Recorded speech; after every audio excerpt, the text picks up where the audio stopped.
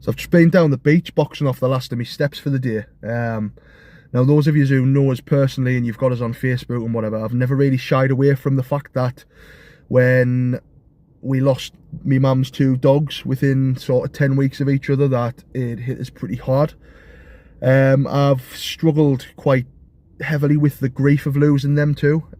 Toby and Rufus came into our lives when I was 13, 14, I think. We'd not long moved into my mum's house at that point.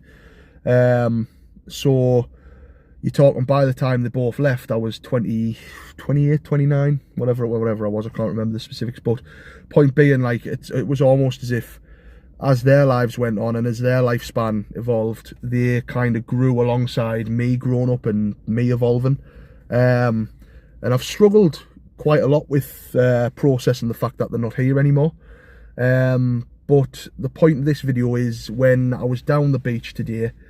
So we'll start off with the fact that I wasn't even going to go. I was going to go to Harrington Park. I was going to drive home and just walk around the estates, and I thought, no, you know what, I'm down Roker anyway, let's go to the beach. That split-second decision to swing a left instead of a right and go to the beach put me in that specific place at that specific time to look to me right and see a little border terrier, a little old border terrier with his owner walking along the beach. Now, I know that subconsciously when you process grief, you kind of look for signs without thinking that you're looking for signs. Like, that could be a loved one's favourite song on the radio. It could be a robin redbreast, you know, a little white feather, stuff like that.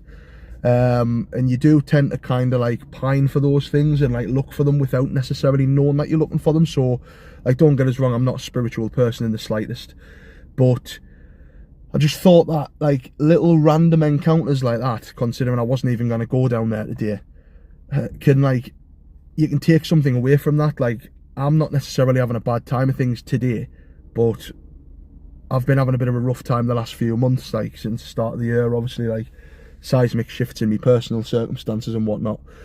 And I just think that whether or not you're spiritual, whether or not you believe in sort of signs from above and whatever, there's no shame in taking something away from little moments like that. Like, I could have been having a really bad day, decided to go to the beach, and I've looked to me right and there's a little border terrier, the same breed of dog that Rufus was.